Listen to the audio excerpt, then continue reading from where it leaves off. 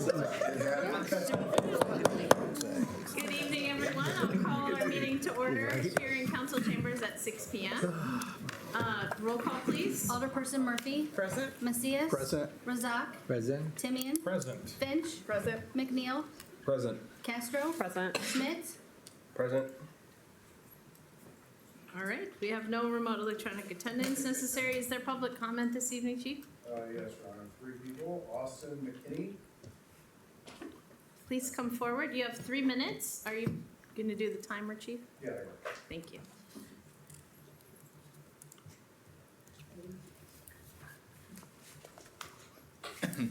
Excuse me. Should I start? Yep, go ahead. Thank you, the mayor and city council, for your time. My name's Austin McKinney. I was asked by a member of the Quad City Bike Club to speak today. As a resident and a longtime cyclist myself, I'd like to start by thanking you for your support for Bike Month. May is Bike Month.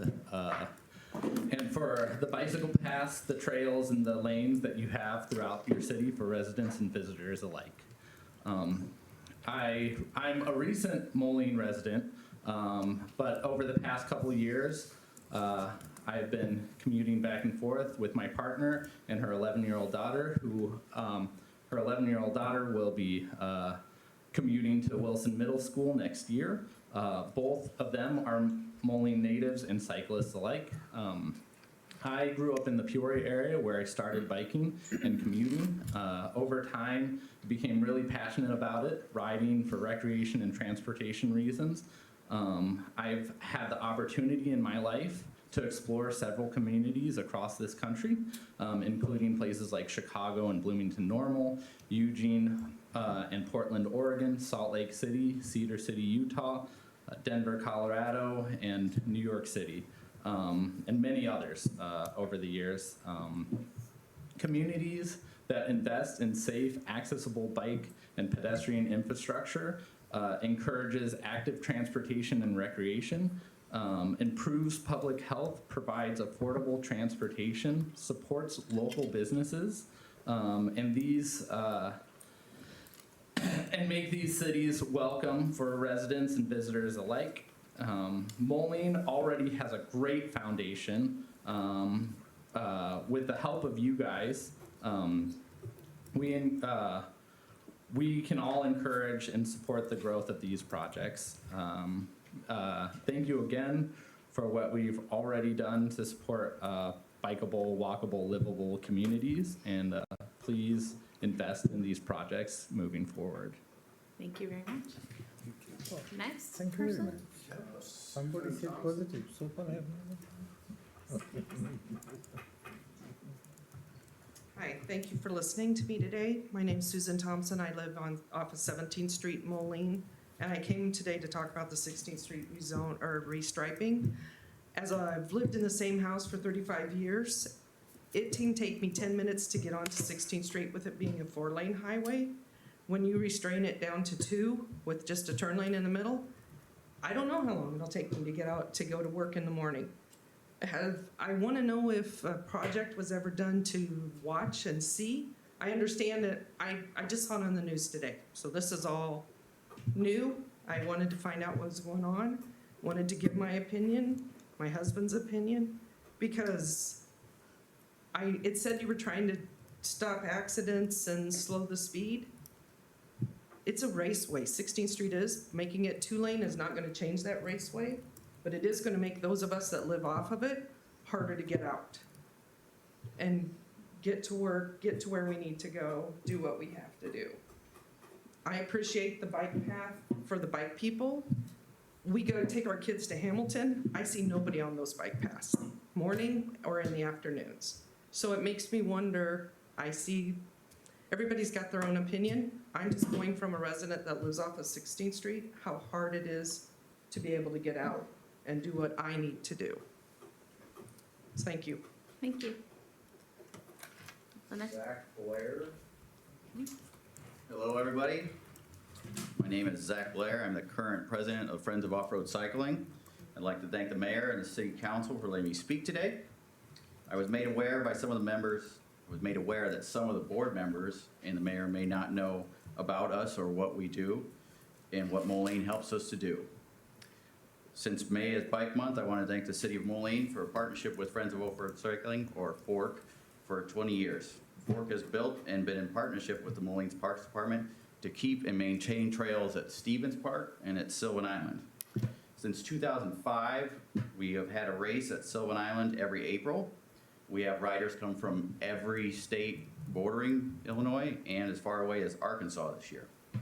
We also put on Take a Kid mountain biking. This spring we did it at Sylvan Island. We had 50 kids from the Quad City areas come and do that.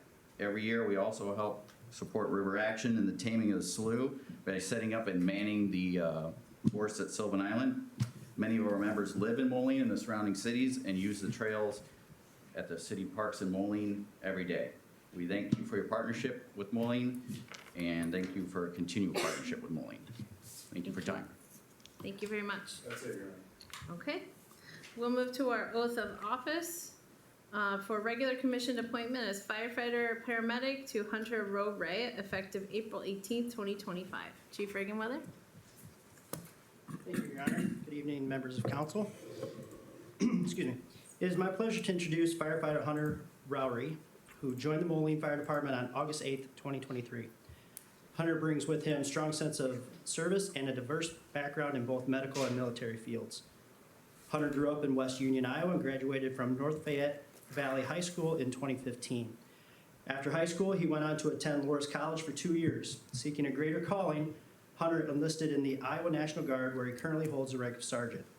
And from June of 2022 to May of 2023, he was deployed as a combat medic to Poland as part of his service. Before joining the fire service, Hunter worked for Unity Point Health as a phlebotomist, further deepening his healthcare experience. Since joining our department, he has successfully completed his paramedic training and on April 18th of this year graduated from the Illinois Fire Service Institute Basic Operations Fire Academy. We're proud to have firefighter Rowe-Ray, serving the city of Moline, and we look forward to his continued growth and contributions to the department and to the community. Mayor, would you like to? Yeah, I think I'll do it here with this microphone. If you want to come up here, we will share this space together, since it's a little crowded there. But congratulations and welcome. Please say your last name for me one more. Rowe-Ray. Rowe-Ray, got it. All right, if you'd raise your right hand and repeat after me. I, Hunter Rowe-Ray, I, Hunter Rowe-Ray, having been duly appointed as a firefighter paramedic having been duly appointed as a firefighter paramedic for the city of Moline, Illinois, for the city of Moline, Illinois, do solemnly swear do solemnly swear that I will support the constitutions of the United States that I will support the constitutions of the United States and the state of Illinois, and the state of Illinois, and will strictly adhere to the laws of the state of Illinois, and will strictly adhere to the laws of the state of Illinois, the city of Moline, the city of Moline, and that I will faithfully discharge the duties and that I will faithfully discharge the duties of firefighter paramedic of the firefighter paramedic for the city of Moline, Illinois, for the city of Moline, Illinois, according to the best of my ability. according to the best of my ability. Welcome.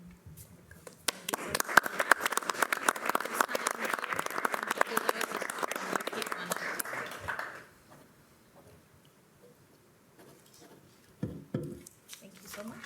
And I think they'll want to do some pictures. Congratulations.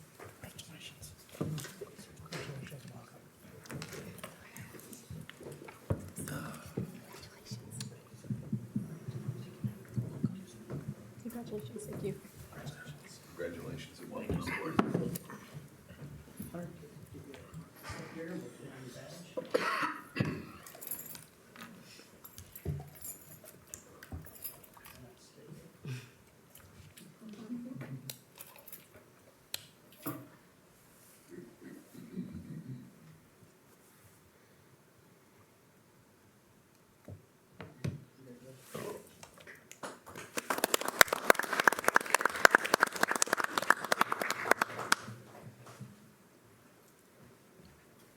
Thank you, Your Honor. Okay, our next items are board appointments. Mayor's reappointment of Paul P.J. Foley to the project management team for a 4-year term to expire May 31st, 2029. Mayor's reappointment of Wayne Smith to the library board for a 3-year term to expire May 31st, 2028. Mayor's reappointment of Diane Summers to the library board for a 3-year term to expire May 31st, 2028. And Mayor's reappointment of Gary Keller to the library board for a 3-year term to expire May 31st, 2028. Any questions? Hearing none, we'll move to our proclamation. Do we have anyone here? Yes, we do. Dawn and Mitch? Do you want to say anything about the, where am I looking? Clean River Advisory Council. Yes. Hi, my name is Mitchell Walker. I serve on the Clean River Advisory Council.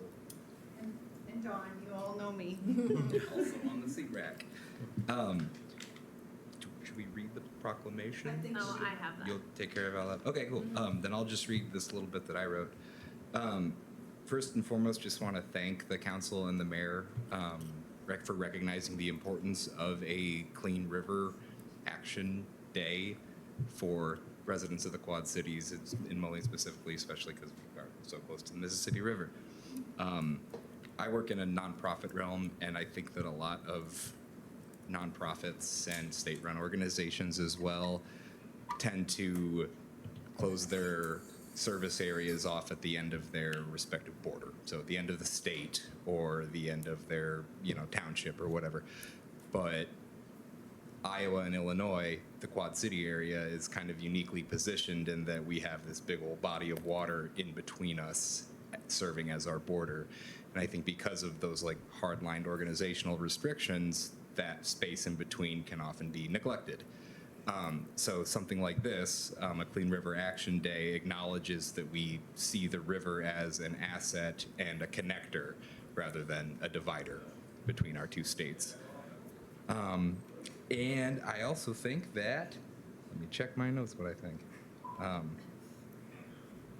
I think it's a good example of what the CRAC, the Clean River Advisory Council, stands for as well, as it's a group of a bunch of people who care a lot about the Mississippi River coming together from a bunch of different work backgrounds to work together and use all of our assets that we have individually at our own nonprofits and places of work in order to make a better impact for the Mississippi River and for the people who live on both sides of it. So thanks for doing that. All right. Yeah. That's about Ready? it. Yeah, go for it. We'll read the proclamation. Whereas since 1973, the United States has observed National River Cleanup Day of Action during May to promote river cleanups, educate and motivate kids, organize team building, and whereas over 1.3 million volunteers have participated and more than 17 million pounds of trash have been removed from the United States rivers as a result of this holiday. And whereas the Quad Cities has unique geography as a bi-state region located along the banks of the Mississippi River, which is a vital source of drinking water, an important habitat for wildlife and plants, and a recreational and economic amenity. And whereas in 2023, the partnership formed the Clean River Advisory Council to center the voices and lived experiences of communities that have been disproportionately impacted by environmental issues, to inspire all community members to consider those whose experiences are different from their own, and as we seek to create a more inclusive conservation community. And whereas during National River Cleanup Day, the Clean River Advisory Council aims to bring awareness to its Mississippi River Equity Vision, which underscores the significance of culture, wellness, and a sense of belonging in and around the Mississippi River. And whereas during National River Cleanup Day, the Clean River Advisory Council aims to highlight the importance of a zero pollution mindset. And whereas the proactive measures taken by the City of Moline recognize the importance of the Mississippi River and are committed to highlighting the importance of a zero pollution mindset. Now, therefore, I, Sangeeta Rayapati, Mayor of the City of Moline, do hereby proclaim May 17, 2025 as River Cleanup Day in the City of Moline. Thank you very much. Thank you. Would you like to come and take the proclamation to them? You're welcome. I do not believe we have any questions on the agenda. So we'll move to our committee of the whole items. 9.1, an ordinance amending Chapter 20, Motor Vehicles and Traffic of the Moline Code of Ordinances, Appendix 10 thereof, parking prohibited at any time by removing 36th Street east side from Avenue of the City's north to 22nd Avenue, and adding 36th Street west side beginning 150 feet north of Avenue of the Cities, continuing north to 19th Avenue. Mr. Vitas? Mayor and council, staff is recommending approval of item 9.1 based on recommendations from the Traffic Engineering Committee. Motion to approve. Is there a second? Second. Motion by Finch, seconded by Castro. Discussion? Hearing none, all in favor? Aye. Any opposed? That motion passes. 9.2, a resolution authorizing the mayor and city clerk to execute and attest to a contract with Her Construction, Inc. for project 1448, 2025 sewer lining program for the amount of $108,030 and approving the expenditure of funds not to exceed the budgeted amount of $700,000 of WPC funds and $100,000 of stormwater funds to complete the maximum number of lining locations feasible, and said expenditures will be presented to council as a change order for approval, increasing the contract value. Mr. Vitas. Mayor and council, staff is recommending approval of the contract to Hair Construction in the amount as described in the resolution. And I will go on record and note that we do have an impact agreement for this project on file. Motion to approve. Second. Motion by Finch, seconded by Schmidt. Yes, Mr. Schmidt. Wait. Yes. I just lost our order for something. Hang on. Because I was writing and trying to think at the same time. Yes, Mr. Schmidt. I just was curious if we have a reason why the bids came in at such a wide fluctuation. With one being 530,000, one 797 almost, and the other at 1.2 million.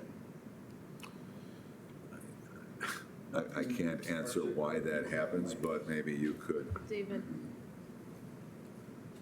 Not in any detailed reason that I'm aware of. Could be just one's just a little more eager for the work than the other. Sure. So, Thank you. It does happen. Any Well, o- and you would expect, sometimes you see where like there's one or two outliers, but it's, Right. everything being so spread out was odd. We're Any- just grateful it's within budget. Anything further from the council? Hearing none, all in favor? Any opposed? That motion passes. 9.3, an ordinance amending Chapter 3, Advertising and Signs of the Moline Code of Ordinances by enacting a new Article 3, Business-Specific Sign Regulations to create business-specific sign regulations and establish signage standards for head shops, and amending Chapter 22, Offenses Miscellaneous of the Moline Code of Ordinances, Section 22-1105, Tobacco Products, Tobacco Accessories, Smoking Herbs, and Alternative Nicotine Products, subsection B13 or III, to reference such regulations. I would Mr. ask that the city Vitas, attorney yes. speak on the issue, as I'm sure there'll be conversation by the author, his co-authors. Mr. Adkins. And I believe it was Alderpersons Timian and McNeil who first brought this to my attention. I reviewed the possible sign ordinance and made sure that it complied with applicable law. So what you have before you is essentially a requirement that head shops not have any deceptive advertising. They will have to actually offer for sale the items that they are advertising. So for instance, if they are advertising on their signs that they have cannabis for sale, since they are not a cannabis dispensary, that sign would have to be changed. If they are advertising things that they actually have for sale, there isn't really anything we can do about that, but it would limit them from the kinds of advertising that a couple of them have right now that are potentially deceptive in nature. Thank you. Is there a motion? Motion to approve. Holy buckets. Motion to approve from Castro and Finch. Discussion. Mr. McNeil? Yeah, the first signage that I was made aware of, and also my other colleagues had noticed, was downtown here, very close to my place of employment at the Boys and Girls Club, and also Mercado on Fifth, where we have a lot of families. It was the imagery, a representative of marijuana, but my understanding is that could also, the appearance could be a rolled cigarette, but it was something that I didn't feel fitting, and so we wanted to dig a little deeper to ensure that anything, as these head shops start to open, like to manage that process. Thank you. Can you all make sure you speak up because there's a lot of extraneous noise around, or be closer to a microphone. Thank you, Ms. Castro. I was just wondering how it's going to be enforced. I mean, is it just going to be us knowing who the, who has the licenses and someone having to report them that, hey, he's got a picture of cannabis on a sign, or how is that going to work? Mr. Timian? Just with all of our ordinances, a lot of them are complaint-based. We do have a team in the city that works on code enforcement. Of course, the penalty is that they could lose their license if they do not comply. And so I think that's a pretty big stick for non-compliance in this case. But it is all complaint-based. I have one more follow-up. Yes, Ms. So will Castro. these businesses be, I mean, if this was to pass, would we notify them ahead of time before there was any Well, fines or, losing their licenses or anything like that? if If you'd I like could. to answer that, Mr. Atkins. I would expect that, especially since this would be a new regulation, not something that they knew was in place when they obtained a license or even when they put up the particular signs that have been the subject of complaint. I would expect that we would first inform them of what the requirements are and give them a reasonable time to comply before taking any formal action. That's certainly what I would recommend, and if I'm involved in the enforcement, as I expect to be, then that's what I would do as well. Thank you. Yes, Ms. Finch? I have a question. So, in the state of Illinois, 1,000 feet from like parks, schools, rec centers, you can't have advertisement or for marijuana. So if it's 1,000 feet, this is doing the entire city, correct? No? This is only for head shops. Yeah. Okay, but regulation in the entire city, correct? Correct. So it doesn't mean that they have to be right next to a school, it's just Yep. an ordinance, correct? Right. So how many businesses does that affect in Moline? Five?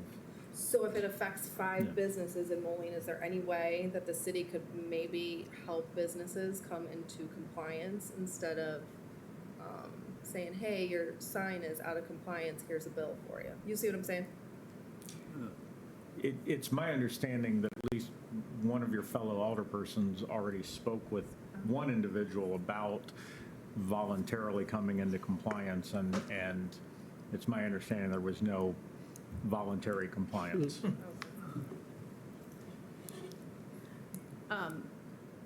Certainly, the enforcement piece, we can follow up report on that, but there's a combination, if I understand this correctly, of your oversight, the clerk's oversight, because it is a licensed, a business, right? So there is oversight and there are renewals, and so there is a point in time when we would be formally checking on compliance. That's how I would understand the process. Yeah, I would assure all of you, what I would be looking for is compliance, not punishment. That's how I would hope that all of you would be looking at this ordinance as well. The issue is trying to make sure that the advertising is actually for what is being sold. This particular location that is near the Boys and Girls Club, there was an issue raised by complaint about whether or not they could sell tobacco from that location. That's not something they do. And so we looked into that, and there was not a violation. And so there have been issues raised, and what we've done in the other times that we've dealt with this one particular location is just to make sure that they're aware of what their requirements are and to make sure that they're in fact complying with them. That's the way that I anticipate any issues with regards to this particular ordinance being handled as well. I'm sorry, I forget whose hand was next. Mr. Schmidt? So the intention of that ordinance is that the sign shall not display a reference related to products that they cannot legally sell. Correct. I do not find the language to be clear. As I read this language, signs shall not display or reference any imagery or language relating to illegal substances or controlled substances not lawfully offered for sale under either state or federal law. There is nothing that indicates that they must be offered for sale by that establishment. Well, it's that establishment that is subject to the ordinance, and so it would have to be them that could not offer it for sale. When I read this, I do not see that. Well, And Mr. I- Schmidt, do you have an amendment to the language? I do not. Okay. We can come back to that topic if needed. Mr. Macias? Thank you. And maybe a couple things, but should it be vague enough? Is it purposely vague that it's not specifically saying you can't have 2 6-foot blunts on your sign, right? Because unfortunately, these businesses, we gave them the permit. We regulate them so that they don't take over our city because they could be, we have similar businesses that want to be in a lot of our storefronts. But this just goes to show that if we don't regulate them, they will push the envelope as far as they can, right? So it's up to us as the elected officials to set those regulations and then the enforcement. So this just showed we have to step in and say something about it. So I don't expect them to be nice about it, and they're going to push the envelope. So I don't know if the vagueness is good enough or not being very specific that we can always come back, because what if they put a 7-foot bong, right? They do sell them, or they might sell them, but is that what we want in front of a playground? Right, so I kind of feel that the vagueness might be a good thing, because it could be something else that kind of pushes the envelope that we might not be able to think about just yet. And I share your concerns, but we have constitutional restrictions on what we can do.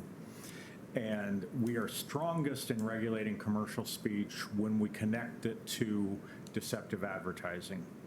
And so I am extremely confident that we can limit them to not advertising things they don't sell. I have no question about that ability. When we get into regulating them because we don't like the appearance of their particular sign, whether because of it being a 6-foot blunt, because of it being a hookah, whatever, if those are things that they can sell, such as the rolling paper for the cigarette or the joint, whichever it is, or the hookah itself, regulating that, we are not on our strongest ground. We would need to be able to show very clearly the harm to the community caused by that particular advertising, and there would have to be a clear link between the advertising and the harm. I do not believe simply showing the harm of cannabis addiction or any other kind of drug issue alone is going to be sufficient to have that connection to the advertising. The other thing we have to deal with is that we have to make sure that our regulation is the least restrictive alternative to cure the problem that we've identified. And these are not my personal predilections here. This is what the U.S. Supreme Court has said we have to follow. So in looking at this ordinance, I tried to make it as tough as what I felt we could justify with our current information. Down the road, maybe we will have additional information, and I will believe that we are justified and have a defensible position for a broader restriction. But with the current state of the law and with our current factual information, the evidence we would have to present if there were some type of litigation over this, this is as far as I feel comfortable that we can constitutionally go.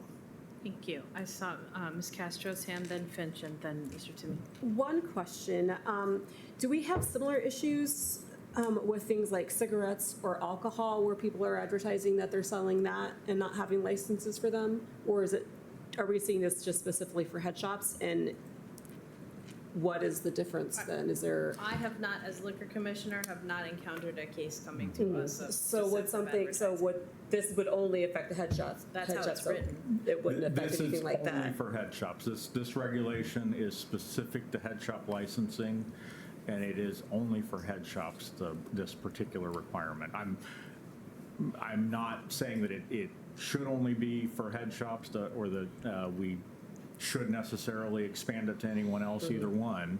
I'm simply telling you that is exactly what this is. It is specific to head shops. Ms. Finch? As far as imagery goes, I did look up beforehand. In Mississippi, there was a gentleman who sued for free speech infringement because his sign wanted a marijuana leaf. And so it went all the way up to the Fifth Circuit Court. And by the time I got to the Supreme Court, they passed it down and said that it remains because federally it's illegal.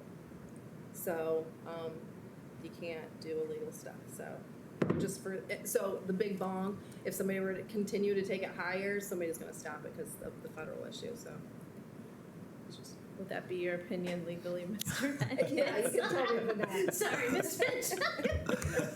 We gotta take that legal advice from him. Mr. Timian? Correct me if, we put it in the sign section to provide a framework for future sign regulations business specific if we so desire. So this is creating kind of the ability to, if we want to, apply this to other tobacco or liquor licenses or other business types if we so desire. I'm not a big fan of that, but this is kind of a reaction to a situation. We have seen, there was a vape shop down by Lowe's that had a big marijuana leaf and they said THC. And they don't sell THC. And so like that was a clear issue as well. And so this can apply to other business types as we see it. My question is, let's say that we have a lot of back and forth on this and the business is obstinate and we kind of butt heads. We always have the mechanism to not renew their license. So that is always an option as well. If there is a business that is very problematic to the community, this council can not approve the renewal in a year. And so I don't like that, but it is a last alternative that we can employ if we want to. Sounds to me what I'm hearing from the council is a bit of an attempt to wrap our hands around the proliferation and the impact of the proliferation. And they've already passed a moratorium on specific type of shop. And now this is another step, another piece of the puzzle, if you will. I'm not advocating one way or the other, is that it's your votes coming soon, but that's what it sounds like we're attempting, and we might need to think even more holistically about some of these issues going forward. Mr. Schmidt. I'm generally supportive of the objective. I understand what we are trying to accomplish. I have significant concerns we're not doing that with the ordinances that's before us. For instance, if someone came to me and said, well, I don't sell marijuana, but I do sell sweatshirts with marijuana leaves on it. All of these things which are legally sold, I have a really hard time saying, well, they have a marijuana leaf out there, they sell things with that leaf on it. They have to sell one product with a marijuana leaf on it to circumvent that. Similarly, just sell the picture of your sign. There are really simple mechanisms to getting around that. I know we, though, have stricter sign rules in place for both gambling establishments and for actual dispensaries. Though I think those dispensary regulations are coming from the state law. And as I understand, I believe our gambling is more related to the quantity and amount of signage they can put as opposed to controlling the message, which is where we get into First Amendment problems. But I wonder if there's not a way to go through one of those avenues that closes this, because I do not believe this accomplishes what it sets out to do. And I don't necessarily have a good alternative to offer at this moment for how I think it would remedy that. Yeah. And I understand your comment, but I I think that the way in which it's worded, where the goal is to prevent deception of the public as to what is being sold, even if they are selling items that have marijuana leaves on them, if they wanted to put a T-shirt with a marijuana leaf on it as part of their display with some lettering on the sign that explains we do not sell marijuana, we merely sell shirts like this that have marijuana on them, then I can see how that would be acceptable. But if they're putting things on the sign that they do not sell, then I believe that we do have a basis for regulating them and saying, no, you can't put that on. It's a matter of whether or not it's misleading to the public, and having a marijuana leaf on your sign when you cannot sell marijuana leaves, that is misleading. It gives individuals seeing that sign the impression that they are able to sell marijuana. Thank you. Mr. Schmidt? Until it was mentioned at this meeting this evening, after reading all the provided materials and going back into the Code of Ordinances to look back at our gambling restrictions and marijuana restrictions, I don't see anything about misleading. That I don't feel is represented in the ordinance either. I can see how you're connecting those dots, but that's not what's here. And furthermore, this discussion certainly has not been about what's misleading versus not. It's about trying to find an avenue through which to restrict someone's First Amendment right. And when I say it's about misleading, the point of the ordinance is that they can't advertise things they don't sell. And that is misleading to the public to say in their sign that they have things for sale. And they're saying it with the pictures. They don't have words saying we're selling marijuana, but the picture certainly gives that impression. And so that being misleading because of the fact that they don't actually sell marijuana, I think that the ordinance is defensible on that basis. Now, I could add some language to it to clarify what we've had in this discussion. And in fact, I'm seriously going to consider that before the next meeting and have language potentially for amending it. However, I think that as it is currently worded, it meets all of the Supreme Court criteria and it is defensible as currently worded. But at the same time, I think sometimes belt and suspenders and holding on to your pants as well is a good idea. Thank you. Mr. Timian? Just a quick question. When I'm looking at it, it says controlled substances not lawfully offered for sale under either state or federal law. Is the either an or both? Is it exclusionary or inclusionary? Yeah. Should it be a different word? Yeah, I think that is actually an inclusionary Okay. or I don't think that it's requiring that it's illegal under both federal and state law. It's either one. Okay, thank you. Okay, so I think we've reached the end of this debate, this round. As an ordinance update, this has 2 more readings. And the council's free to amend, get more information if it passes in this upcoming vote. If it doesn't, the council members who brought it forward can always resubmit with language they think might work if they're still interested. That's where I see we're at. So if there's nothing further, all in favor? Aye. Any opposed? Nay. That is 6 ayes, 2 nays. Motion passes. Thank you very much. We move to our informationals. We have quite a few. Environmental resiliency plan. Dawn Temple. Hello again, everyone. We'll be talking about the environment again. So, just here to give you an update on our progress of this environmental resiliency plan. So I'm just going to talk briefly about, kind of how we got where we are right now. So in 2024, via the direction of Mayor and the strategic goal of 3.3. A task force was set up, compiling a group of various staff from representing almost every department. So we started meeting regularly to discuss, what changes we could make, what are we already doing that we can incorporate, how we could, do things with an environmental kind of lens on what we're doing.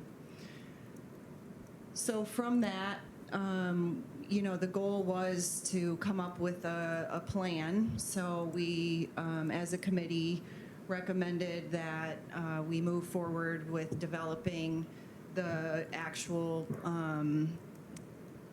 at the time we were calling it Climate Action Plan, but we're changing that name.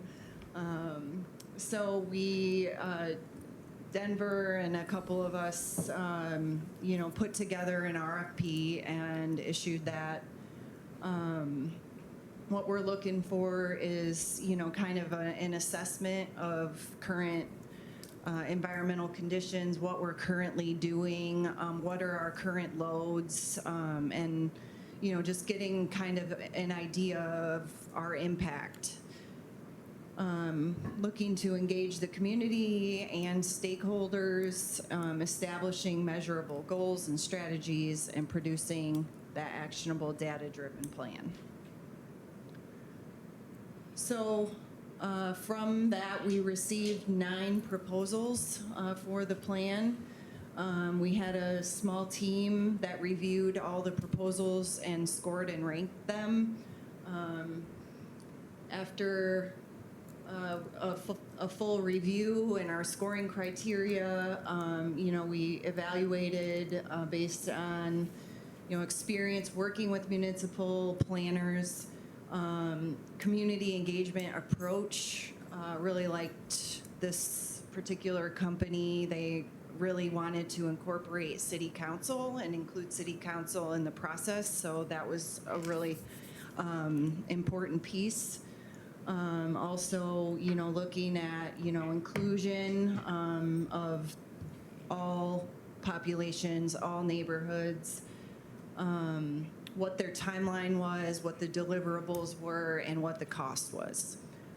We did, you all set a budget, and we included that in our RFP of $100,000, and we selected Blue Strike Environmental.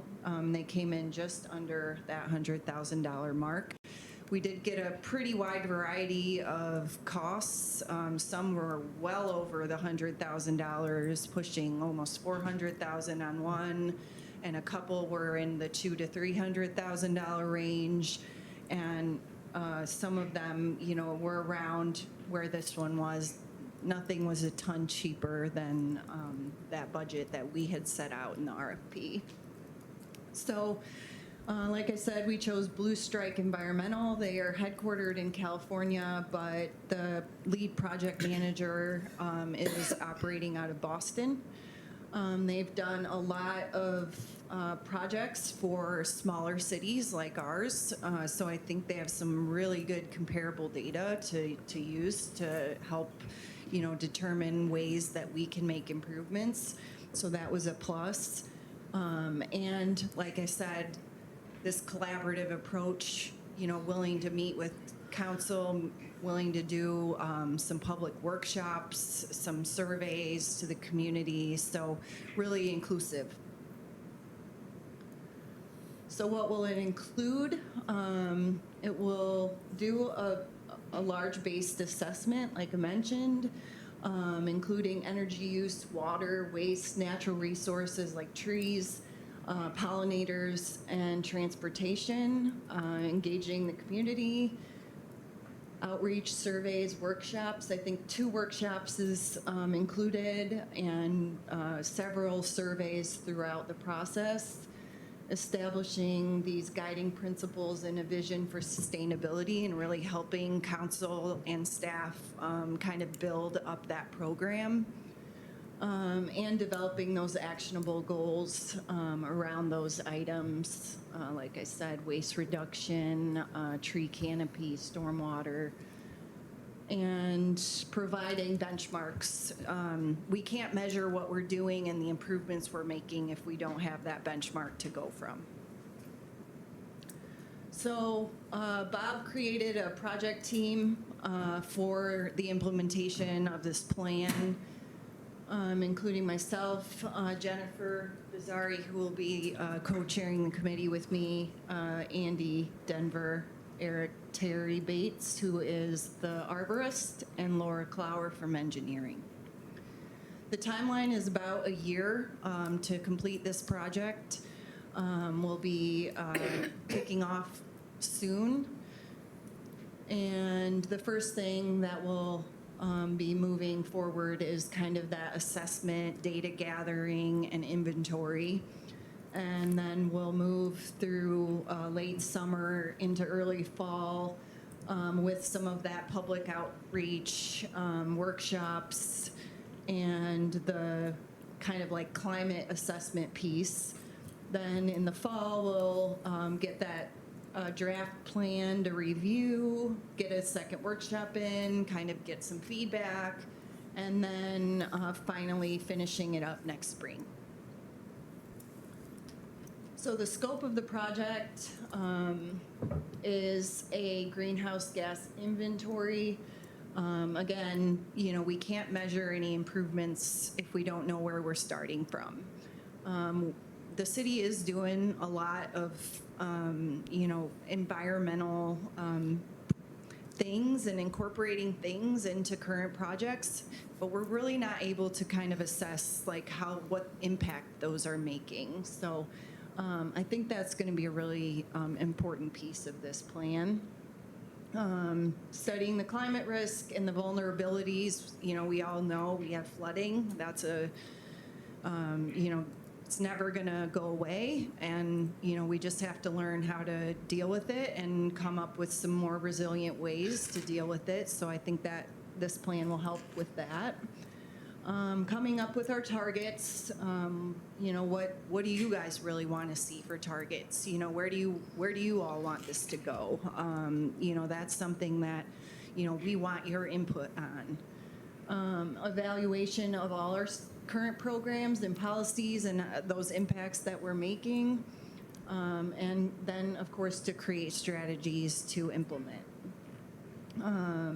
I don't think I need to read through all the key deliverables, but they do have a cool community toolkit that helps kind of identify like measurable goals and measurable achievements. So I think that's a nice piece that they offer as part of this plan, a reporting template. So that's, and that dashboard. So really nice ways to see, you know, how we're achieving these goals from the plan.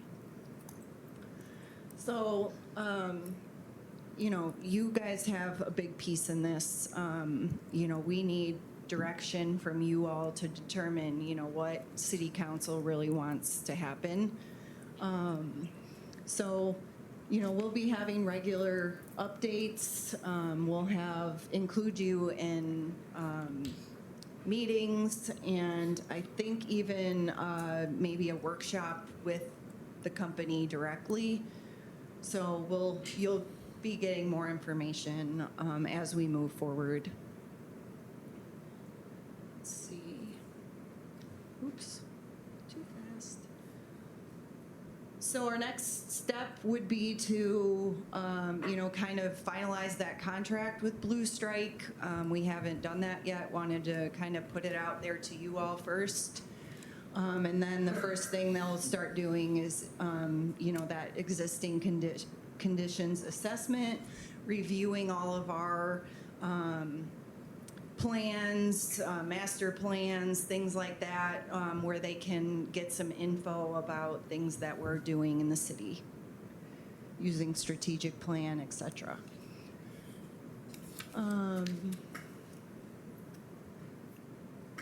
So community involvement, Like I said, we're going to have a survey and the community meetings and workshops.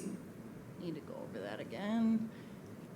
Future goals. So what are we looking to get out of this? We're looking to, really start implementing high-impact, low-cost strategies. There's going to be some low-hanging fruit out there that we can go after quickly, and it's going to be achievable, and it's not going to cost a lot of money. There's definitely going to be those items out there that we can chase quickly. A next step, I believe, it would be to establish a sustainability manager position to help guide the implementation. Once we have this plan, a position to kind of guide that and manage all of that. I mean, if we just think about the riverfront and all of the natural resources that we're going to be managing over at the riverfront, that's a heavy lift just in that alone. So, I think it's time to start thinking, if we're really serious about, implementing these plans, to think about a position, adding a position. So that's all. Thank you. Any questions? Questions from the council at this point? Thank you. Okay. Thanks, everyone. All right, we'll move to 10.2, preliminary general purpose financial statements for the year ended December 31, 2024. Ms. Barnes, thank you for being here. Yes, thank you, Your Honor and Council. I am happy to be here. And I am also very happy to report that after five long months, we have completed the audit for December 31st of 2024. And our public auditors, Baker Tilly, will be presenting the final report to you on June 3rd. But I wanted just to take a few moments to kind of touch base on the highlights of the audit and our financials and take a little bit of a deeper dive. And sometimes they talk things very broadly from the top, and I just kind of wanted to go through that with you. And the very first thing is I want to say that I am very pleased to say that we have a clean audit report for December 31st. We had no internal control findings or material weaknesses. And our auditors found that our preliminary financial statements, which is what is in your packets tonight, there's about 102 pages, that they were presented fairly and they had no material misstatements. And I do have to say thank you to all the department heads, thank you to council, thank you to the finance staff. That doesn't just happen as a snapshot, that happens throughout the year with adherence to purchasing policies, formal financial procedures, lots of people making that happen. So thank you to everyone for that. Next, we had no compliance findings on our CFA report. That is our schedule of expenditures for federal awards. And for the year 2024, our federal awards totaled in excess of $13 million. And of that amount, more than $11 million was the ARPA funding. And I think you've heard me talk about this before. When it comes to the compliance with the federal government, audits are always tedious. They literally turn every page of every invoice. And I've been telling Bob every week, it's like, they haven't finished it yet. Right now it appears to be clean, but they did not have one compliance finding on all that money. And better than that, we're just so pleased to report that all of our ARPA funding, 100% has been spent, and we are now just waiting to be in the queue to actually close the project out. Ironically, the federal government has not even opened up the portal for closing out the funds yet, so we will probably be one of the first municipalities doing that. But anyways, very happy to report that. Regarding the financials, overall, we are well positioned going into the 2026 budget. And you have heard me say this many times, that we continue to follow the plan that you established, and it is working. And tonight what I'd like to do I've got 102 pages, but I promise I'm going to go to a one-page summary, and it's in front of you tonight. I'm happy to answer other questions, but I just kind of wanted to give you a highlight of what has happened. All of our major funds, and those are the funds that are on this one single page, every one of those major funds ended the year within the city's fund balance policies. And again, that is no small undertaking. And we can all feel very proud of that. The general fund, which is the very first one, and I'm going to have you kind of follow in the bright green column down the middle that says the 2024 actual. You'll see the general fund actually ended the year with an ending fund balance to total expenditures of 26.17%. And as you know, our policy is in the range of the 20 to 25%. So if we were to bring that balance down to the 25% level, that equates to $576,000. In the past, the council has chosen to allocate some of that money to the special CIP projects, but it can go to any council initiatives. So it's a bucket of money. As we go into the budget, I want you to, think about where that money would best be well spent. And of course, we can always hold it in the general fund as well. But it's very, very nice that all the departments across the board came under budget, and that's why we were able to come in with that amount of money left over. Again, it was a very, very tight budget, the general fund. We're talking millions, it's $48 million, and we came in about 3.6% under budget on the revenue side, but 4.4% under on the expenditure side. So that's where the excess amount of the $576,000 came from. Any questions on the general fund? So it's very good news on the general fund. Moving quickly then into parks, again, look at the green column. They are right on target. They're at 24.65% with their ending fund balance. And as you move across the other years, their funding includes annual capital projects funds of about $600,000 to $800,000 per year. And again, it is working with the funding level that the council has set out. When I first came on board back in 2019, and I know that was prior to some of you here, they virtually didn't have any capital money. So it's a great improvement in our parks and lots of things to be proud of. Looking at the library, they came in at the end of the year at 26.22% of their fund balance to expenditures. We're actually letting the balance in the library fund creep up a little bit because, as we talked about during the budget, they are setting aside money for their mobile outreach vehicle that they're going to be purchasing in the next year and a half. And that's to the tune of about $225,000. So we're setting it aside. It won't impact the budget or our annual funding at all. So again, that is totally working. And then the next set of funds, and I'm going to kind of group them together. If we take a look at water, stormwater, and sanitation, again, in the green column, all of those funds are on target with the fee schedule that we adopted and implemented during the budget. You can kind of see where the cash flows, they may be looking like they're a little bit high. Why are they so high? That fluctuates over time with the timing of projects, if they have been completed. And with sanitation, we're trying to accumulate some funds because we've got quite a few garbage packers coming up in the next couple of years that we're going to pay cash for as well. In water, you'll see that fund balance was up a teeny bit too. The lead pipe replacement just got pushed back a little bit, and as soon as we get rolling on that, you're going to see those funds, the cash flows drop right back down. Then if you take a look at WPC, this fund has been on target with the adopted 24 through 27 budget that we put in place.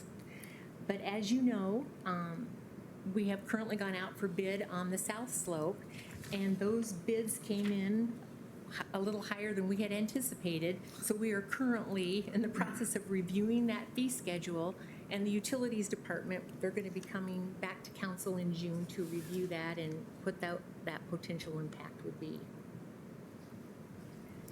And then as we look at the next group of funds, all of our internal service funds, again, they're all in good shape. They have solid fund balances and cash reserves.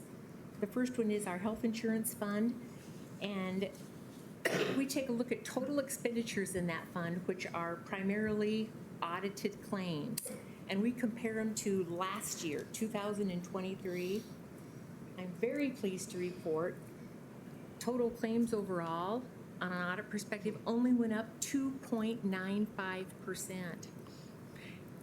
Typically, you'll see that range anywhere between 7 and 10%. So we had a very good claims year overall. Same thing with our retirees. We actually have a lower head count for retirees, and that budget ended up coming again, and good claim year, 16% under budget, 450,000. So as we head into the next year's budgets for the next 3 years, that's going to help all of those funds. IT is right on target with $150,000 in excess reserves, which is where they should be. And then the next one is our liability funds. Our audited claims for liability came in 33% lower than 2023, $1.2 million under. Can I ask a And- question about that? I'm sorry, what? Can I ask a question about that? Yes. I'm thinking about workers' comp and things like that. Is our training paying off then? That it's leading to less claims? I believe so. Okay.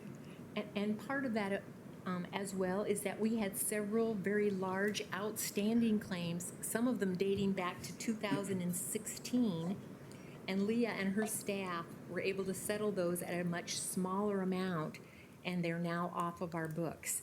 So as I go through here, I have to say that's a big thing. I say that is a gold star for that department with the liability insurance. And again, going forward, as an internal service fund in governmental accounting, those are chargebacks, and that's going to help all the departments going forward next year when we go to balance the budget. And then just very briefly, facility and fleet, those are both right on target. And again, those expenditures kind of fluctuate up and down, but that is performing just as what we had hoped they would. So that is all on the sheet that you have. I do have a couple more highlights that I'd like to just say. Overall, for 2024, total capital expenditures. That includes infrastructure, equipment, vehicles, everything, parks, library. We completed $36 million worth of capital projects. Of that amount, almost $20 million was in streets. Yes. And as we know, that was one of the highest, if not the highest priority of the mayor and council. And very happy to say that is $8.5 million higher than last year. So I know as we drive around town, there's a lot of road closures and everything else, but lots of good things happening. Very aggressive construction year. And again, I have to say that is a gold star. That is a gold star, yeah, for engineering. As we look forward now into the 2026 budget, just a couple of items to kind of keep a watchful eye on include our police and fire pension and our employer contributions. We will not have those amounts till close to July of 2025, but right now what we've gotten from the actuarials, because I've been talking with them, it appears those amounts are going to range between 8.5% to 10%, largely because we did hire those 6 firefighters this last year, so that's adding to that retirement cost. So there's going to be a bucket of additional money we'll need to find of probably close to $400,000 in the pension, but we have time to figure that out, but we're going to keep an eye on that. Our IMRF, that is all the rest of the employees' pensions, is actually going up 17.7%. It is increasing from 3.78% of salaries up to 4.45%. But it is a 17% increase, so it will impact the budgets. But it's just the cost of the pensions. And then just as a heads up, as you know, we've been watching this over the last couple of years, our personal property replacement tax revenue, which is our corporate income tax, for the years 21 through 23, the state over-allocated statewide revenue. and they are now pulling it back. And it appears, especially for this year, we've only had 2 payments so far this year, but it's at a little bit of an accelerated pace over what we had projected. So as we head into the budget, I mean, as far as pulling the money back, and we have money in our reserves for it, but we'll just, we will keep you updated on that. Do you mind, I know you told us this during budget, what the clawback was. Was it 3 million? Well, this is the thing. We don't even know exactly what it is, but yeah, it's okay. about 3.2 million in total. But they took over 2 million last year, and it's probably gonna be at least, over $1 million this year. We thought it was gonna be over a course of more like 3 to 4 years, but I think it's whittling down to about 24 months. So, Okay, thank you. but again, we're planning for that. We've known that was coming. And then lastly, on this note, we're going to continue to monitor the proposed federal cutbacks and, continue to try to evaluate what that impact will be on our budgets. And then lastly, as we head into strategic planning, I just wanted to give you a snapshot of where we're at with that 10-year special projects fund that we talk about. And it is performing as planned. The revenue sources right now are solid with our natural gas and electric franchise fees. The amusement tax is coming in from Vibrant. The property taxes is a solid revenue stream. And from time to time, we have crossed over some of the excess general fund reserves as well to that fund. The ending fund balance as of December 31st was $3.8 million. And we are on target, as we have talked about over the last 2 years, to continue to be adding $2 to $3 million annually over the next 10 years, which will accumulate to over $20 million over that 10-year plan, if we indeed follow that plan. And this special CIP plan is also funding the $26 million fire station that is planned for 2027. It funds right now $11 million in riverfront improvements over the next 10 years, and also an additional $2.5 million potentially for Bridgepoint. So prior to meeting with the strategic planning, Bob and I have talked, we're going to get together and we're going to update that plan with current numbers, current projections, other projects that we think. So we'll have an updated 10-year sheet to be showing you when we meet on the strategic plan. And that's all I have, Your Honor. Great. Questions from the council? Thank you for that update. It's really helpful as we go into strategic planning and future budget talk. Thank you. We move to 10.3, grant updates. Chief Galt.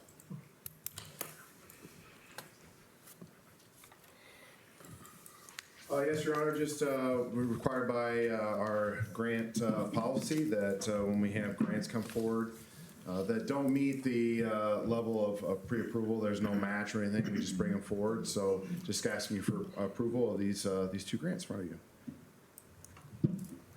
We give some, we can't take a formal vote, so you just want some feedback?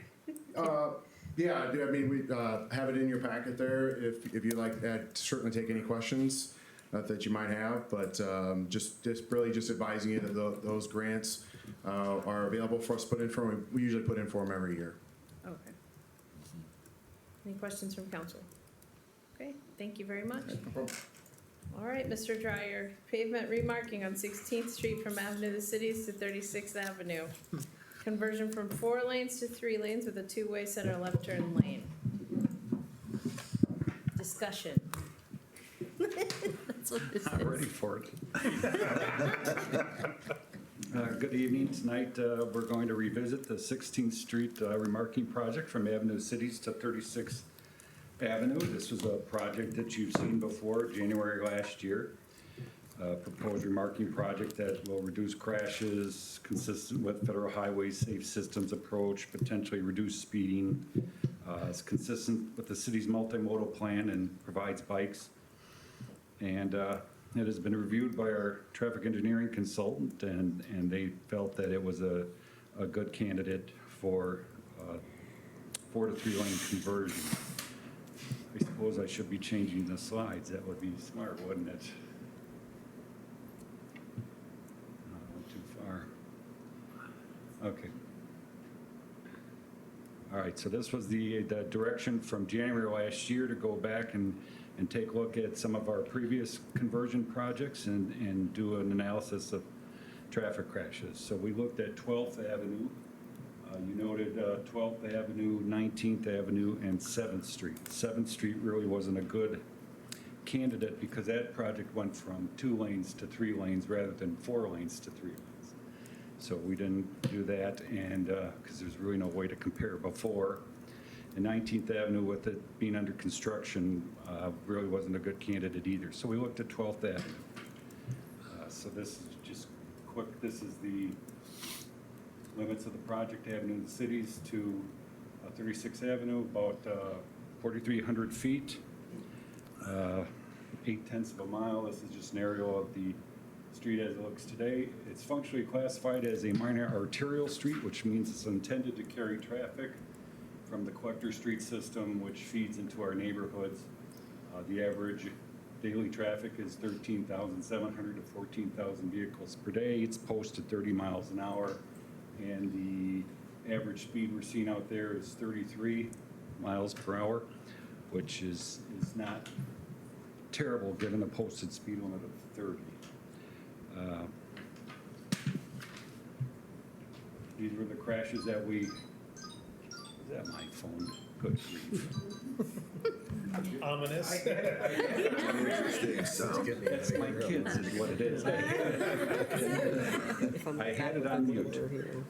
Okay, so we've had 36 crashes from 2018 to 2022 over the previous 5 years. That's about 7.2 crashes per year.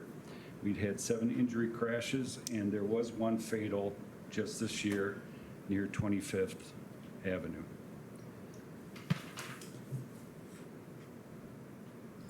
And here's the crash pin locations further to the south. We've got Trevor Hardware there, WQAD. So what we do is we break those out by crash types, look at what the officers noted as the contributing factors, and everything from side swipes, same direction, right angle, left turns. Most often than not, it was failure to yield right away, was the police department's analysis of what was the predominant cause.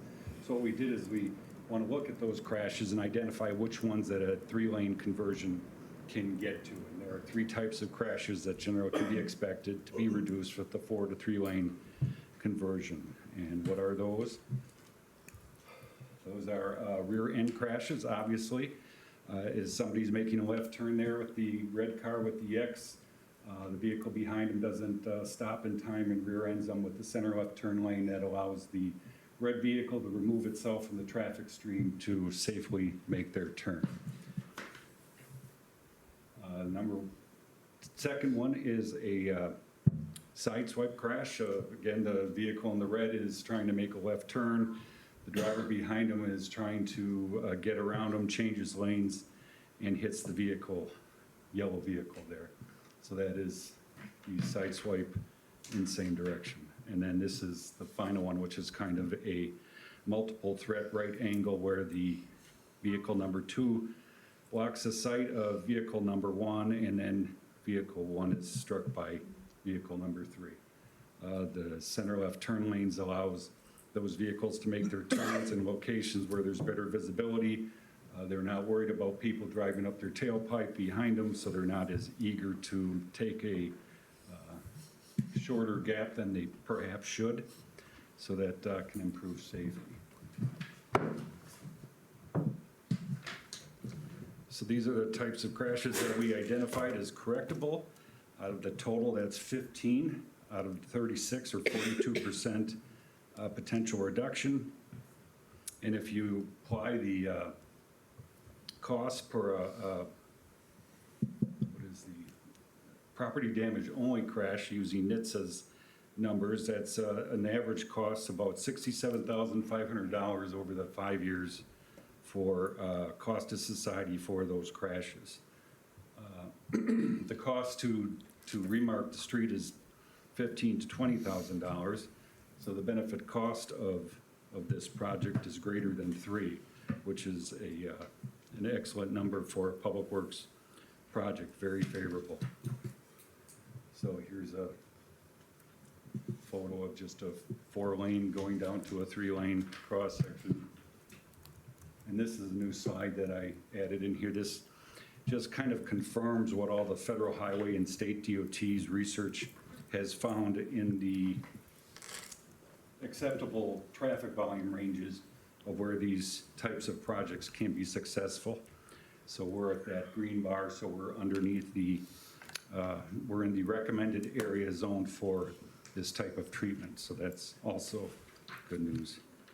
I said earlier that we had this reviewed by Gowald Hamilton as part of their work to see how the street operate with the conversion, and they supported the change.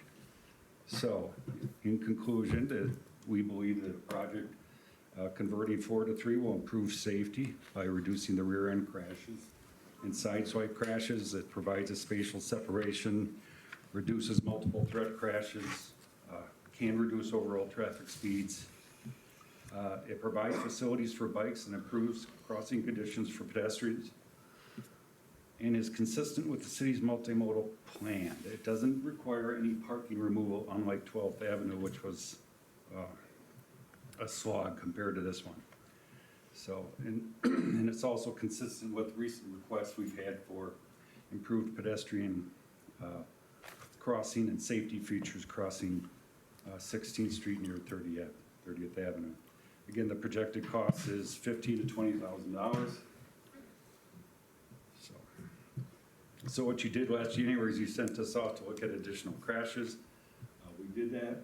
We pulled the 5-year history for 12th Avenue and added that in here. So everything that's green is a reduction. We had a 64% reduction in rear end crashes in just the amount of time that 12th Avenue's been out there.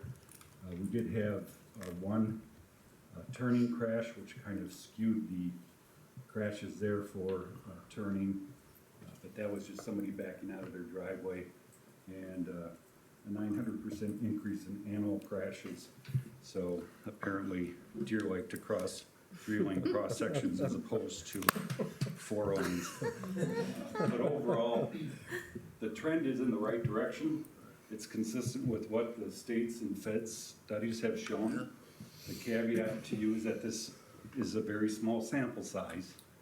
It's just an indication that it's going in the right direction. So this doesn't work for me. And then at the end of the slides are just a litany of research papers that the states and feds have completed and available if you are so interested to cure insomnia. So I'm available to answer any questions. I just want to comment, I drive that stretch of 12th by Wilson all the time. I drove it when I had older kids and there was not the road diet. I can tell you today, at the height of pickup time, I felt 10 times safer because of the way that the traffic has to move, because they have to slow down because it's congested. And also the turning lane into the school, crossing it prior to this, with the 2 lanes that could come at you, the Pretty jumbled. yeah, well, and just the propensity for a crash, like you can't see, like as you were saying, not being able to see one of the lanes when you're trying to turn left. This was much more comfortable. Just happened to be today, but I drive it often, and I live off of 12th, so I experience the congestion as well. But I live off of 12th, decrease and safe. older Timmy will tell you how many times I've told him that the center turn lane for making a turn into my driveway or cul-de-sac is just so much less stressful, not having to worry about somebody coming up behind me and accepting a gap in the opposing traffic that is too short just to get off the street. It lets you wait for a safer gap. Thank you. It lets you I clear think I pedestrians. saw a hand. Sorry. Was there a hand over here? Now Oh, you are Mr. right. I drove there 6 years. I had the same experience of Wilson. Right, yeah. Mr. Timian? David, when you spoke about this being a good candidate you showed a graph. Can you elaborate a little bit about what makes a road a good candidate versus a bad candidate for a road diet? And it's really, it's based on traffic and a number of cars, It's based on the mainline traffic volume and the traffic volume on the side streets. Is what happens is the volumes increase on the main street. You can start having fewer gaps in the traffic street for people to pull out onto the street, to get onto the street. And we're within that range that it's still a viable project. So that's what they say when it starts to fail. Is just like a roundabout can only handle traffic so much, it starts to fail. And that's why we're not doing it on the north side of Avenue of the City. Correct, you need 4 lanes there. Mr. Macias? Thank you. There was a comment from one of the residents turning into 16th. I do that too, and sometimes it is very busy during the morning, but we do have the option of Avenue of the Cities and whatnot. I'm sorry, I didn't catch exactly where she lived. Was that 17th Street? 28th Avenue and 17th Street. But would it be safe to say that because you have the middle lane that's specifically for, isn't that safer because you can pull Yes, out well- as traffic is going? Yes, if you're on the east side of 16th and you want to go south, you have to cross both northbound and then get into the southbound traffic lane. The center left turn lane lets you make that in a 2-stage crossing. Okay.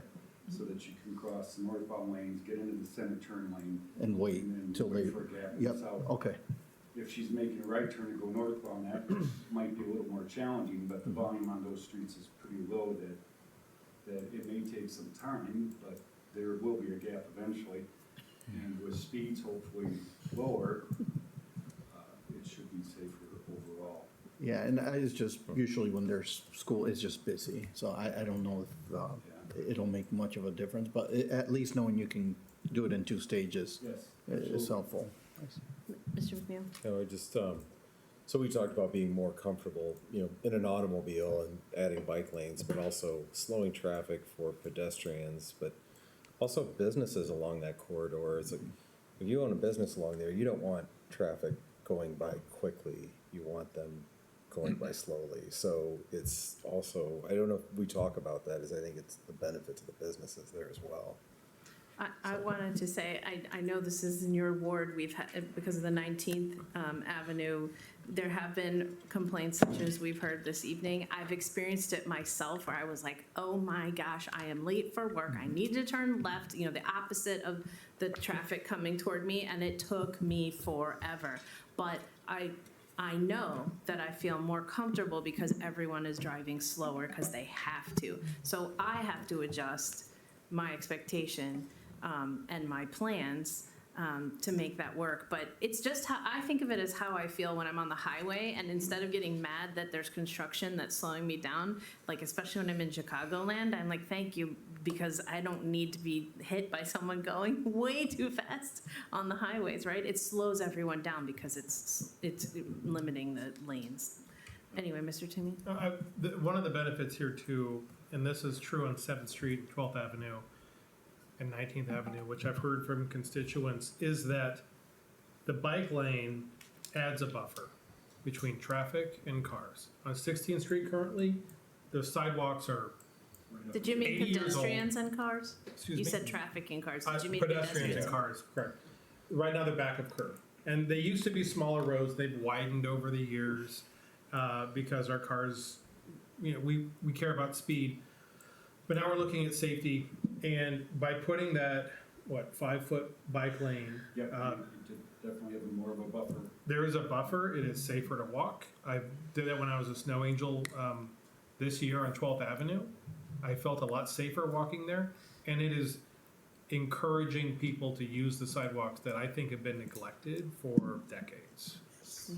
Mr. Macias? And just to add, some of those, some buildings are really close to like the sidewalk, so they're that buffer, and there's a lot of people that walk up and down that street. So I just, for the safety of pedestrians, I'm leaning more towards really getting behind this, but I know there are concerns with people adjusting to it as well. I was just looking at Google Maps today, getting kind of prepared for this, and something that I had not seen before out there was the yard signs for slow down children. Watch for Children signs that people have, at least one person has put up. So there are some concerns from the property owners along the corridor about speed.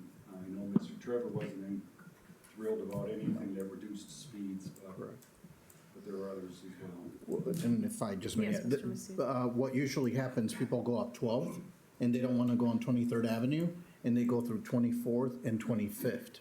So you get all this extra traffic sometimes, just because they don't want to deal with some of the traffic on 23rd, but which, and sometimes those are the people that are speeding. Yeah, no, you're right.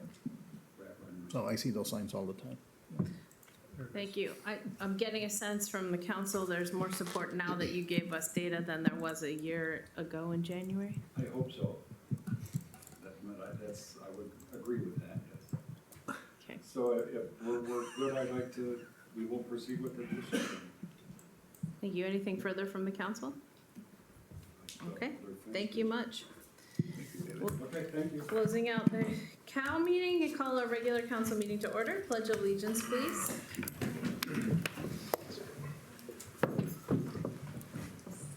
I pledge allegiance to the flag of the United States of America and to the republic for which it stands, one nation, under God, indivisible, with liberty and justice for all.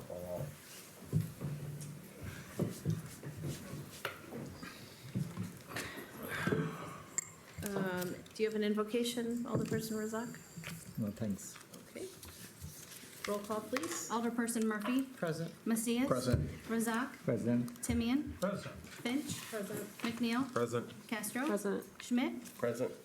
Your Honor, I request the approval of Committee of the Whole and Council meeting minutes of May 6, 2025. Appointments Wait, made. I'm sorry, hang on one second. I have to make room for public comment. Oh, okay. And also, there's no remote electronic attendance. Is there any public comment now, Chief? All right, now we can move to the consent agenda. All right, I'll just start over. I request the approval of Committee of the Whole and Council meeting minutes of May 6, 2025, appointments made during Committee of the Whole on May 20, 2025, and consent agenda items 18.1 through 19.2 inclusively. Motion to approve. Second. Motion by Finch, seconded by Castro. Roll call, please. Alderperson Razak. Aye. Timian. Aye. Finch. Aye. McNeil. Aye. Castro. Aye. Schmidt. Aye. Murphy. Aye. Macias. Aye. 8 ayes, no nays, that motion carries. Non-consent agenda, second reading ordinances. Item number 21.1, an ordinance amending Chapter 22, offenses miscellaneous of the Moline Code of Ordinances by increasing the number of Class A principal tobacco dealers licenses in the city at the request of Moline Smoke Time LLC, DBA Moline Smoke Time and Vapor Shop, due to a fire-related relocation. Motion to approve. Second. Motion by Finch, seconded by Castro. Discussion? I would like to request that staff take a look at the sign ordinance for them because I drove by the other night and it is extremely bright. I don't know that we have a regulation on brightness, but the amount of lights that are at that location now, it's sort of similar to what they had previously, but I feel like they may be outlining more of the windows and it is very bright. I believe they did outline the windows with LEDs. Correct. saw I them and just would like to saw know them that it's installed. in compliance and at that brightness and that many lights. Because it raises the question, do we have an illumination standard in terms of projection from the property? I'm not sure. I'm just saying, it's a follow-up That's the issue. compliance issue, so is all. We'll take a look. Thank you. Gotta get a light meter. So we do it with sound, anyway. Sound meter, light meter. Is there anything further from the council? Hearing none, roll call, please. Alderperson Razak. Aye. Timian. Aye. Finch. Aye. McNeil. Aye. Castro. Aye. Schmidt. Aye. Murphy. Aye. Macias. Aye. 8 ayes, no nays, that motion carries, and that's all I have this evening, Your Honor. All right. Miscellaneous business. I don't think I have anything tonight. I'll send the council an email. I do want to thank members of council for filling in for me when I haven't been able to be at several events. Maybe you'll talk about the one you stood in for. But I do much appreciate our teamwork on that. I sit on multiple boards. Visit Quad Cities had their strategic planning retreat of a half day last Wednesday. I could not attend that, and I didn't ask to send any of you just due to work schedules, but I have stayed up to date on how those meetings have gone. And so there's still an incredible amount of teamwork at Visit Quad Cities. There are incredible events that they've been able to land. Right now, I think is a golf event that's happening this week. Unfortunately, with the rain, some of that's probably changed, but they're doing wonderful things to bring people and dollars into the Quad Cities, and I'm very appreciative. Yes, I had pleasure of attending the Moline Fire Department Memorial on Saturday. It was a little cold and boisterous, but we Down survived. by the river, Oh yeah. yeah, it was quite windy, but it was a beautiful ceremony. And if you haven't had the opportunity to attend, I suggest that you try next year. Thank you, Mr. Macias. Yeah, just two things. I got an email from a resident about a wire that was down, but it didn't look dangerous. It's probably that MetroNet guy, who knows? But just want to commend our public for it. It didn't look dangerous, he said. But they responded right away and took care of it that same day. So thank you for making sure it wasn't dangerous. And then the other thing, thank everybody for the municipal ID being free now. So I encourage everybody to set their appointment, go to the library, get it for your kids, get it for just about everybody. Just tell everyone to get their ID. It was a very easy process, and Channel 8 did a nice news story on it. So if you get a chance, please check that out on their website. And that's it, Your Honor. Thank you. Mr. Razak, anything? Thank you. Okay. Mr. Timian? Boy, do I have a few things. For the first time, the weather was nice, so I was out on the bike path, and I rode on the new path behind the water plant. It's an amazing addition to the infrastructure in the city, including the extra path that MetroLink added as well. It just changed that entire experience, and it connected right to the 19th Street path, which I also rode home. Wonderful. Ashley, thank you for all the work you did on the Bike to Work Week breakfast on Monday. I attended a few of those throughout the week. Really good turnout. I felt that there was a great article in the paper about it. News was there. Alderperson McNeil did a great job as well. Wonderful event. And lastly, my son's fourth grade class went to the water division for a field trip. I was a chaperone. It was a great educational experience. I have a higher appreciation for teachers. And, but overall, like the people who work for the city at the water division did a great job engaging the kids with all the different aspects of water treatment, pollution, drinking water, and it was just it was a great time. And I was glad to be a part of it. Ms. Finch? Mr. McNeil? As long as we're complimenting the water plant, I think they have the lead for employees biking to work. So impressed, they have two. I would like to comment. I was pleased to see the Friends of Off-Road Cycling here, because I'm not sure, as council turns over and staff, that everyone knows that all of the work they put in over 2 decades on that island is really impressive, and it's real labor to maintain those trails, and Stevens Park as well. And they do it for the joy of the ride, but they bring a lot of people there. So yeah, that's all I've got. Nothing. I had the opportunity to attend a joint declaration on the Arsenal for Armed Forces Day, but doing a proclamation also declaring June 14th is, I'm going to say it wrong, the 250th birthday of the U.S. Army. So celebrating that, and it was part of a really wonderful celebration that was out there. As they do a whole lot of events. That was a good time. They also had, in conversations with some of the leadership there, a clear appreciation of the support that we provide to the Arsenal, and I think we, which to me has always been a no-brainer, that of course we're going to be supportive, because that is a huge center to our community and a big part of our workforce and where people are. And I guess that's not true across every post in the country. And so it was nice to hear that and to see that and be a part of that. I also learned that we are calling apparently now the Arsenal the Hawaii of the Midwest, including the leadership wearing matching Hawaiian shirts with the Rock Island Arsenal logo on it. So we can be very proud to have our own little island of Hawaii right here in the Midwest. Thank you. Anything from staff? No? Mr. Vitas? Sure.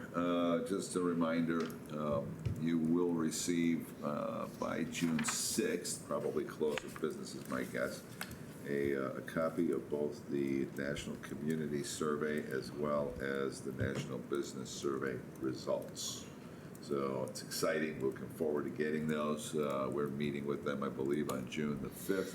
Kind of go over the findings or results, and then those will be forwarded to the full council as well as to all of the directors in preparation for our June the 10th meeting, roundtable meeting, where we will have that report presented to you by Polko, following which we will then launch into the strategic planning discussions that we're preparing for you. So that's the big lift that's going on right now in the background. There's a lot going on, but that directly involves you going forward. That's all I have tonight. Thank you. And happy birthday, by the way. There are some treats over on the Thank side of the you. wall. Thank you. and The staff everyone was very sees the nice to me. A lot of love today. Thank you for spending your evening with us. It's been a pleasure, Mayor. All right, any further public comment? Hearing none. Executive session? Your Honor, I make a motion that the council convene an executive session for the purpose of discussion of appointment, employment, compensation, discipline, performance, or dismissal of specific employees, 5 ILCS 120/2C1. Second. Motion by Murphy, seconded by Timian. Roll call, please. Alderperson Razak. Aye. Timian. Finch. McNeil. Aye. Castro. Schmidt. Aye. Murphy. Aye. Macias. Aye. All right, we're moving to closed session.